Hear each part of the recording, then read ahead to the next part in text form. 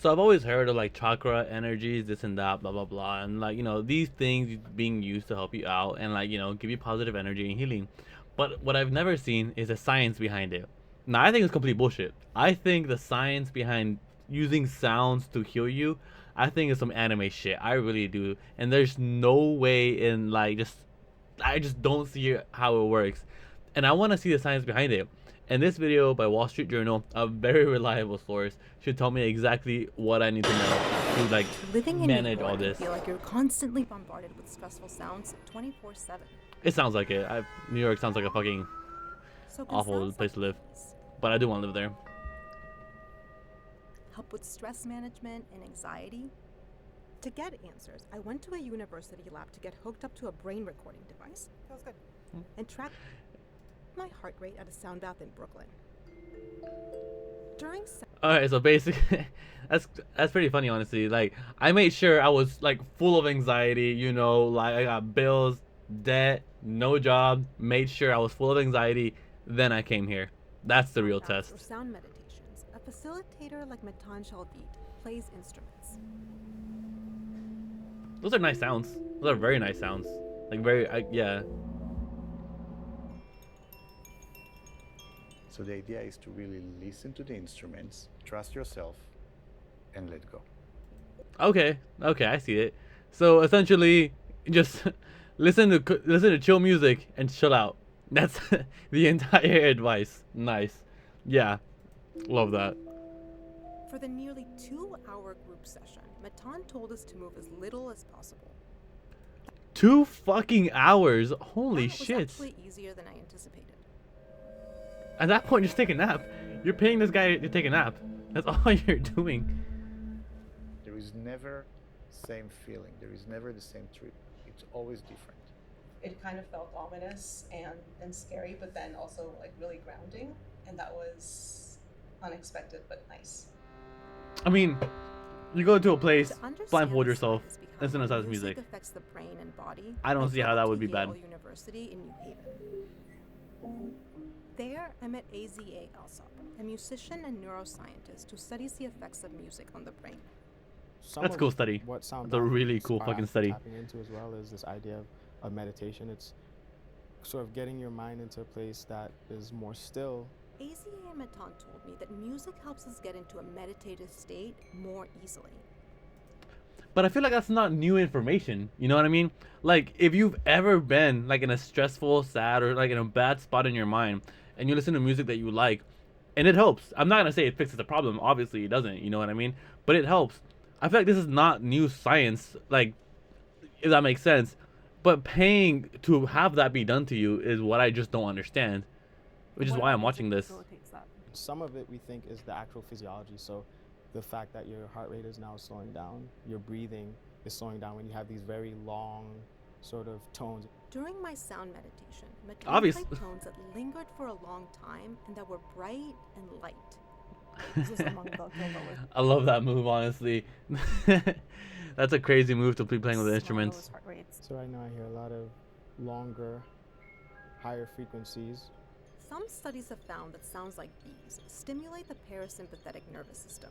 It's a network of nerves that helps run involuntary bodily functions like digestion.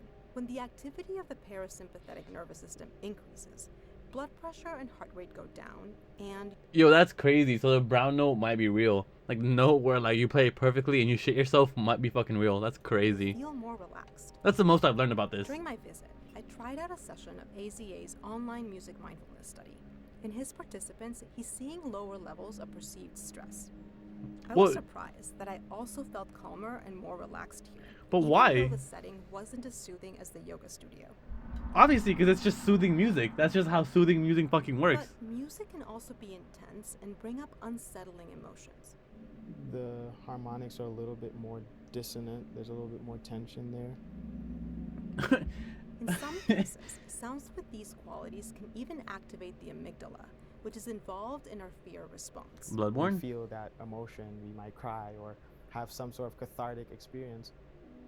But that's how music is. Imaging research. Like, I know that like it's like really like dumb to tell that like, oh yeah, music has this great effect on you, but it does. It very obviously fucking does. I don't know, like Just trying to decode what what kinds of music can improve our mental health and under what circumstances. One of his initial findings is that certain kinds of music facilitate social connection, which can also relieve stress and have positive health benefits. AZA and his team hooked me up to dozens of brain activity sensors to test music's effects on brain activity and how connected I felt to another person.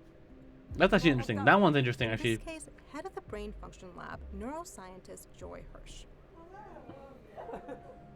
We felt most connected when we were listening to harmonious music like this and looking at each other.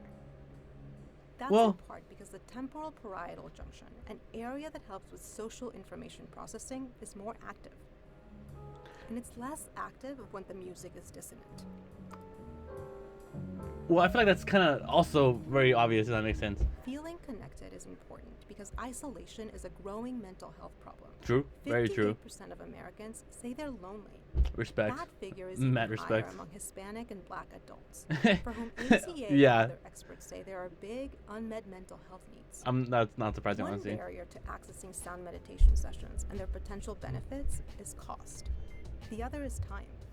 Well, yeah. Research shows that even a few minutes of pairing music and mindfulness can help. But I feel like that's something that should have been like really obvious from the get-go. Like, let's think about this. Does calm music calm you down? I mean, it's in the name, I would imagine. Does rage music make you rage? I mean, it's kind of in the name. The one thing that I am surprised about is the idea of like music making you more social. Like, I don't see that being a thing. In all honesty, like, yeah, whenever me and somebody, some stranger have the same taste of music, yeah, you know, fuck it, we vibe, we fucking with it, you know, like we have something to talk about. But when it comes to just like random music makes you more social, like give me some drinks and yeah, I'll be social. But there's no way that's how it actually works. And ooh, spiderweb. Hey, I gotta clean my room. But yeah, but the point is, I don't know. I feel like the biggest like robbery is the fact that you're paying for this when you can just like look up chill music on YouTube and you'll be completely fine, and so many other better levels, honestly. Because yeah, I mean the environment's cool, but just go somewhere you enjoy and listen to soothing music and you will be a lot calmer. Paying is just not worth it. And I learned something new today. I learned that people waste their money on crazy things, and in honesty, I don't know what I expected. That's just always the way it goes. So hopefully you don't spend that much money, and hopefully you do the normal thing and at least go to YouTube to find soothing sounds, because it's not worth it in my opinion. But as always, I mean, take care.